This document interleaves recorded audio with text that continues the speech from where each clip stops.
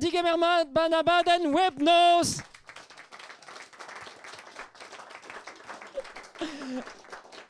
Digemermat ember bag gezenou pe bag geheno ma feldor e galek banostalleri l'excalibur ma kreiz ar var vier vech mom ke ba breiziz el me ba breizu el ma plech e bro ar galawek deus ar galawek ar brezonek hag ar galek a vo koz a ben nebeut ben ar hor bar vroman hag e vo saet ur gwell teier yezek ma plech hag en abad en ma vo kontet d'or peptra var ar gwellma. Displeget vo tro po ve vel just da glevot tonioù e galawek ember a goulvo digant are a vwer galawek hor bar vro penaos ma kon gant no yez a daoust hag et al voan deski galawek hiu ato. Ember voilà ket ar goz ve var ar skolioù diwan tregont vloa diwan zo belid da ar misma penaos ma kont gant diwan 3000 bugel zo bar skolioù ze ne ket kalz me meustra ba breiz setu ar skolioù diwan ur fita den pe ontol kaer.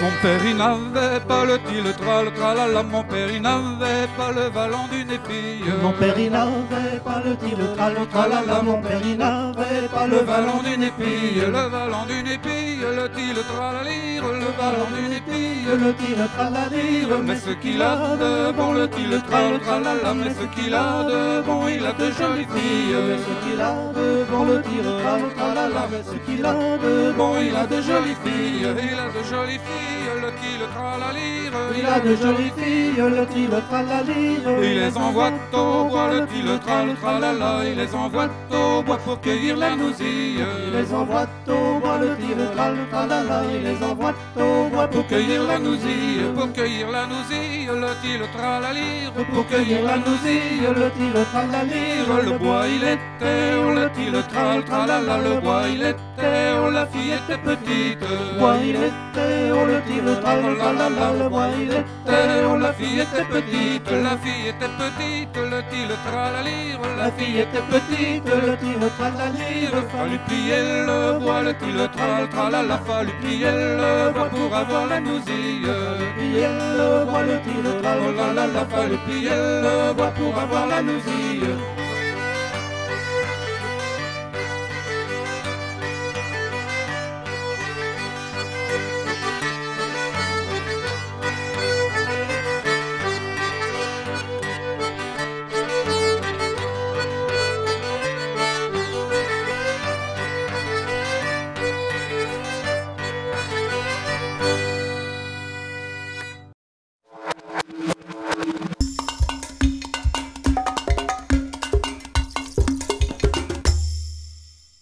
Mais da ziget a vel jeu se kinig an dor lakad ar goz var ar pez voe be gwelet a greiz tout der de bardai Paris ba kram an deputet voteneus a tost a unvouez ur penad neve bar constitution l'er ma vo meneget evit a hent a gwech ez eus yezoua l'er France guire ez eus yezoua l'er France estreget ar galek les langues régionales appartiennent au patrimoine de la France. Er vechkenta e la katanrae er melad unan unan ur melad a bouez me meustra pe gur e lar eo unvan a Republik gouzout arit hag e un tol brao e gavdin lakat er melad se ben ar fin eo ez eus yezoua leget ar galek. En ade e relomket de non pas be an kontant gant pez o be votet an drabenag oa be klasket d'ober a boe peligouar stourmet oa bet vid gounid an drahe Vel just eo deud un tammig dre zegouez, enfin dre vurzun nous oket, kozet oa bet eus efe ch'ti, marteze de chikouret. Blam de zen iboun, jonge d'or zo bevot et an draheg an an deputet. Goular e brochal a vechoun, em c'houlen an ran penonz e an trao endro.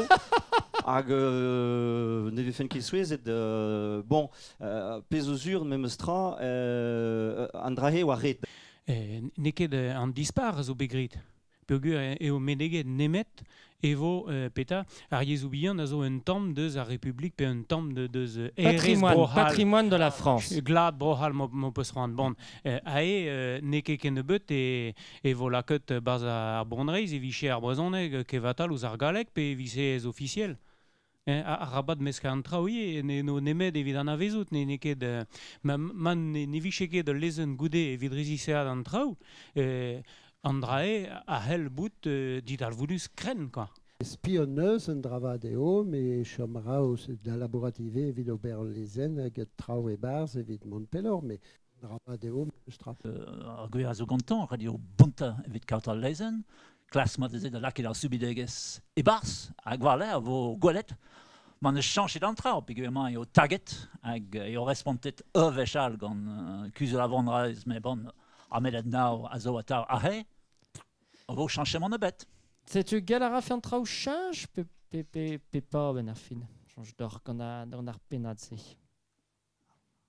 Vid ar skol di Wanda Square. Ervez emzal, me sonj din var l'air a kuzel a vandreiz. A vo red deo laket assembles a pez a vo digemeret qu'on a menet dao. Yez officiel a Republik a zo a galek hag var l'air divise petre zo tu d'ober qu'on a yezoual, neki sklet, me bet, petravo a respond. Gel ar er memstra, ya varo gant trao viar brezon hag evit ar yezoual, a ma ya varo gant trao gant an deputet, ya varo gant trao var an nechou ve, hag an dra zo gwir bat ar peger, e pen kenta mizman vwe besait evit ar henta gwech e breiz, o redadek, tud o redek davad viar brezonek, o redadek etket deus nanet, hag tud o redek nouz dei, pat tridevez, pe poan orei ur penbaz, un témoin mo peus rand da egile, a tro breiz neus gred a redad eg mosse, bete karez, l'er ma vwe echu, l'er ma vwe lidet dava tre gant vloa diwan, en un doare officiel, l'er ma vwe erwan kermarek o film an trao vi webnoz.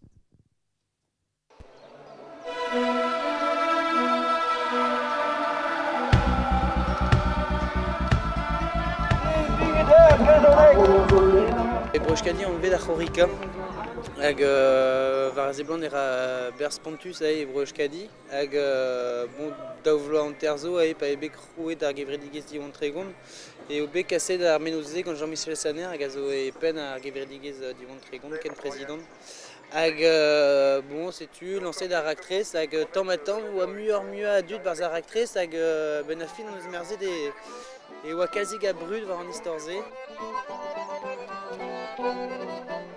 C'hwer 50 km benag a oa hag gure on bet souezet ae pe gure oa bon ar 100 euro benag ar kilometr hag eo bet gwerzet ouspen eget an hiver a oa kilometrajoù da la rede ae eo un 10 eur dreiz evit ar vechkenta e breiz hag me an dra a zo da zerc'hel sonj domzonj eo ar fet vefe klevet komz kalzik eus a redadeg ze gant kevredigezhou ae meus betro da geja ganto hag o lare de oant bet fromet pa oa tremenet de no ker a tout e oa un dra dreiz ordinaire.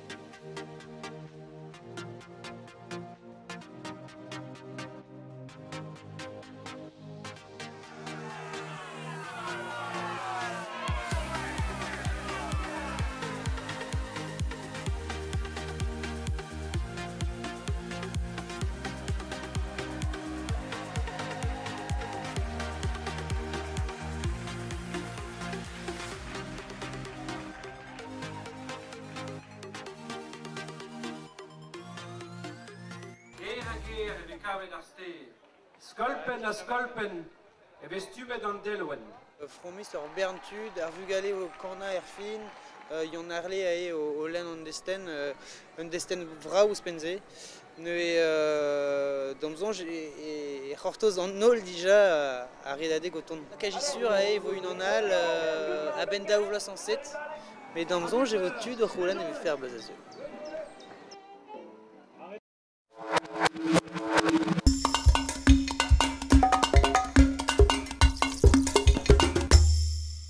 Disque ar mod a redadek a gwell diwan ar startijen mem stra ave tro dro da ziwan, mais mem stra tre gont vloa goude penons ar skol genta a chonj neus, e voe krouet tre gont vloa so, ne voe nemet pump e fer bugel, an dra voe bag vit al meze, 3000 bugel a zo bremañ, mais 3000 bugel an dra zo ar verad en ba breiz, neket Patrick Garvey? Ma vije kebe deus diwan, hagan e vije be a santet gant ar stad, digeri skolioù diouiezek, hagan vije be digemeret gant a DDEC, digeri skolioù diouiezek ie.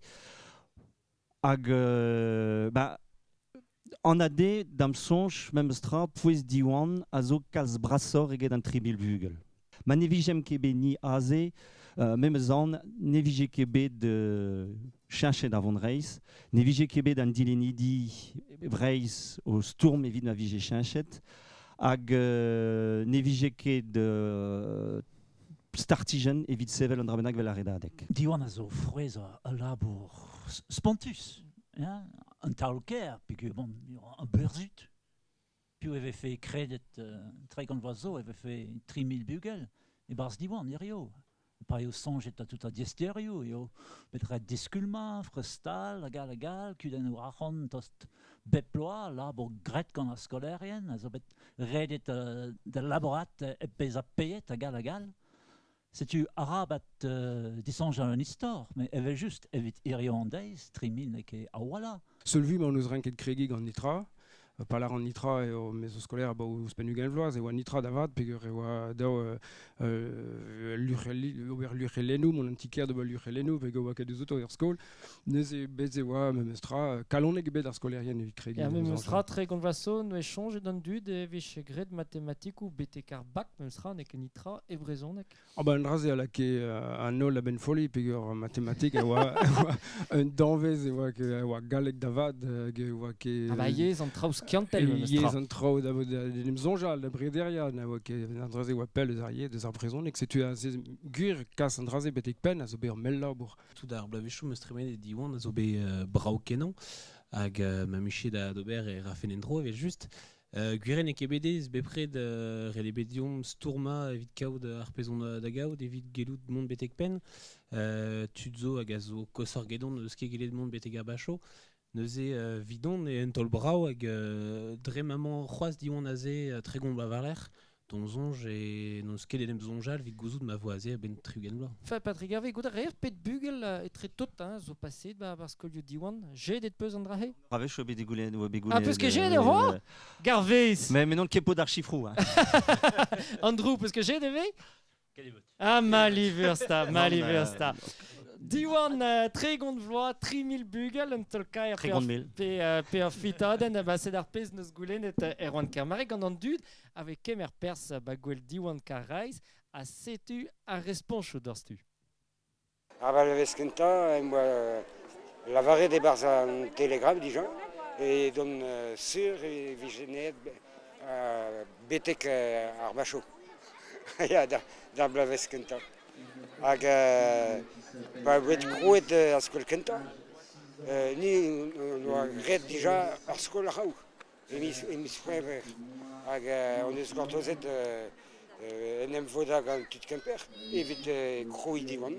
Et misébrel, c'était Irio, diwan eus ar bloaz a tregon. Quand je vois les gens qui viennent ici d'assister à l'arrivée de la Redadec, bon, c'est pas trop mal, mais c'est indigne de ce que ça aurait dû être. C'est-à-dire qu'en fait, on aurait dû avoir tous les champs ici occupés par l'ensemble des Bretons, de toute la Bretagne historique. Voilà, c'est un constat un peu triste. Pa oa be krou e diwan pet kenta e vije laret e tlechem ka 10.000 bugel goude degvla. Se war pal, quoi. Talar ade ugel a so e vije bet 10.000 dut dijar bars diwan. Mais c'est n'awake de parle à possible de 10 août blanc à wa renebe de zo renebe de du de braise à war len à scrive en brazonek à ben don d'avien kelenérien. Dans zon je m'avais fait de déjà tud à Vicher avec un ausadur récis calé avec ausedmat benarfin avec azeve fait dans zon risque disinvel gandiwan Goudézé, Guéré, BV dans le Strauni, Nersturm, vite chaos de lycée, vite chaos d'affaires, dans ce qui est Dourtom, lycée, pas d'Aovis, pas zombie stali des Carrez, Pengenta tout.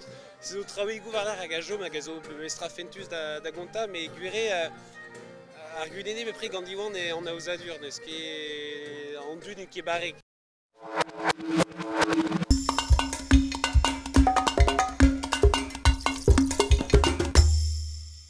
Patrick Hervé, PP avant de Ziwan Hugh, Vimond Varok, Davad. Peadra da zigeri mir ascolio, dober mir avrideres, d'avian an avezet guelach. Peguer pa glevan a Renaud de Coger à la ze blanc et mal do tigreski en tomik tout d'un enebies ce bet da geverdiwan. Arabat sonjal et va en trau guechal tregon vlaso pe ugen vlaso vel memagne hirie. Disenvel o treoa dalarde wa Casimir avrezonek strejo Casimir avrezonek en diaves med an du do doa mes ben fin de zoyes ag a stourmer memez evit na vijeke diwan. Devi Sibiril zo 200 gagnam ve, Devi Sibiril zo meskol la he, meskol yawang uspen ba diwan, ba kistrebers. A me ferran good blam de be a peus choazet a vichaze ben ar fin, ba meskol in dioyes a ba diwan uspen. Guire on a yet neveso ba diwan a ba bet a brezonek mais du stu memes bet ar sentiment ne oa diwan ben ar fin e pen ar stourm evit kas brezonek warok ne ces ocos meus choazet diwan. Ar choaz politique alkentar a ben politique a fait du si pugur tro drodin zo se bugale skoliatet et les riwal et diwan hag e skoliwal. A gwelaran ma meustra a muan vugale a zo gwest de gojal brezonek a gara gant a brezonek un doare naturel et ma meustra bugale diwan. Ar speret ben ar fin net war skolerien eus ket chanche kemes e pegur tre gant vaso ket sur vi be klevet tud giz devi ma teus ran o vont bar skol vi diven ar yez davad a hiu an dei da vil eiz ve kaet ato tud gesta. Ya bez eus tud yawang a lod aneo a vechou ton deus diwan mais tud o ton deus vel dewi aneo ake bas diwan a rog. Bezo me mestra.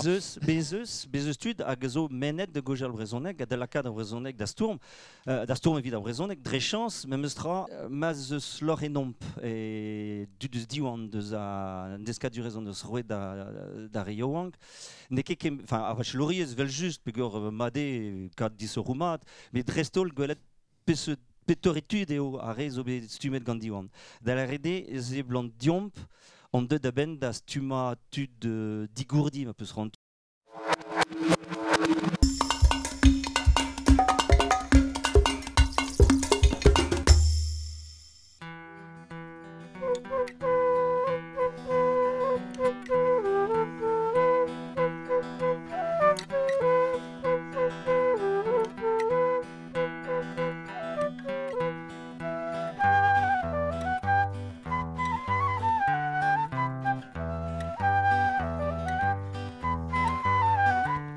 Mon père m'a donné un mari, quand on aime, on a du plaisir. Mon père m'a donné un mari, quand on aime, on a du plaisir. Quand on aime, on a le cœur en joie, quand on fait l'amour, on caresse la mignonne. Quand on boit, on a le cœur en joie, le lendemain matin, on a la gueule de bois. La première fait que je couche au lit, quand on aime, on a du plaisir. La première fait que je couche au lit, quand on aime, on a du plaisir. Quand on aime, on a le cœur en joie, quand on fait l'amour, on caresse la mignonne. Quand on boit, on a le cœur en joie, le lendemain matin, on a la gueule de bois. Il me tourne, il tue et s'endormit, quand on aime, on a du plaisir. Il tourne, il tue et s'endormit, quand on aime, on a du plaisir. Quand on aime, on a le cœur en joie, quand on fait l'amour, on caresse la mignonne. Quand on boit, on a le cœur en joie, le lendemain matin,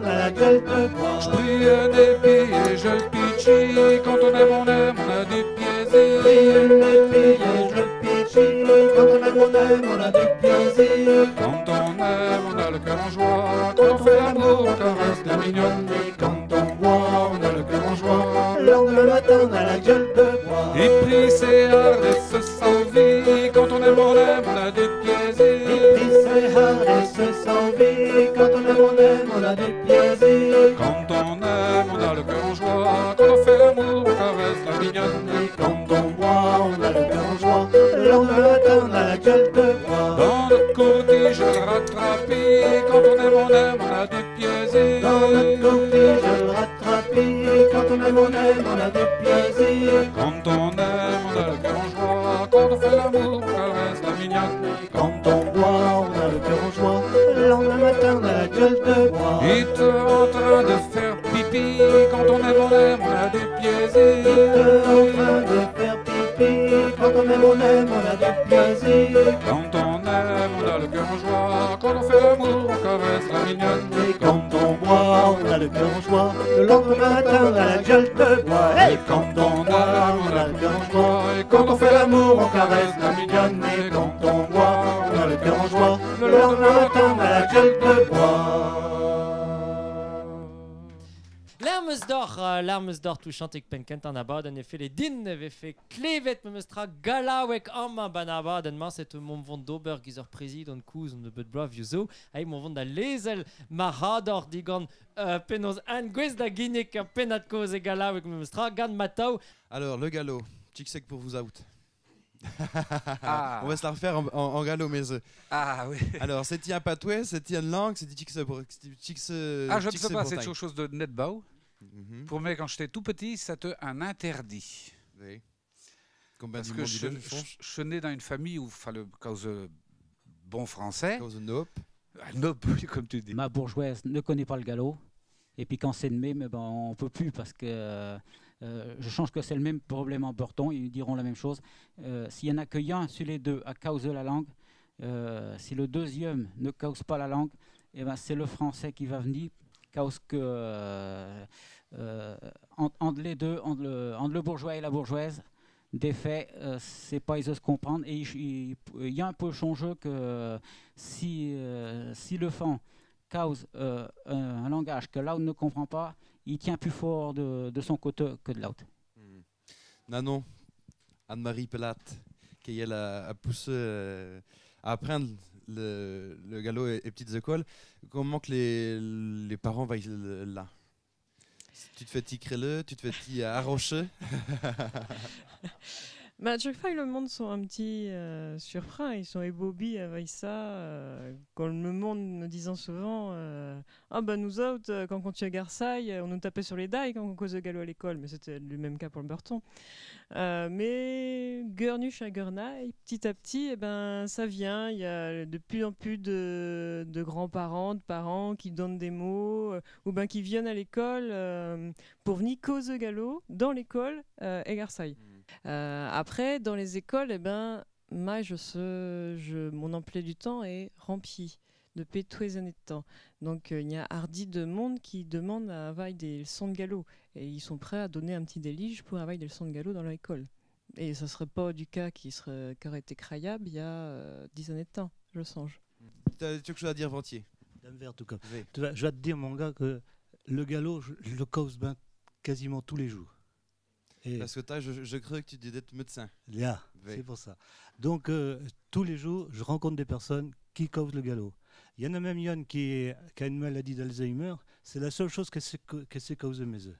Donc, quand je la veille, je lui cause un galop et puis on rigole bien tous deux. Voilà. Donc, pour te dire que ça part, pour moi, c'est encore une langue.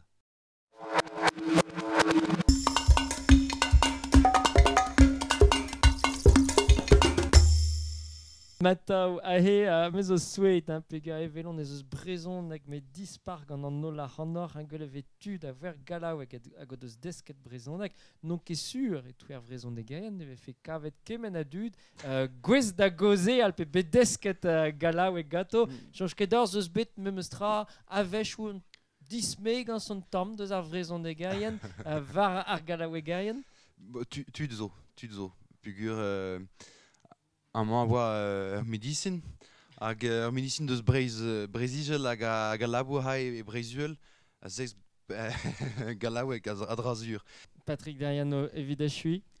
Ja, plijout a radin, evel just guelet penaos ar vrezonegerian hag ar halogerian, kerzout dorn a dorn, a mont ar samblez war a ok. An eket chom kein ouz kein evet le ma oa gret realiez betegen. C'est zone doar e mod da echui gant an abad. Merci braz d'or tout hag el arit.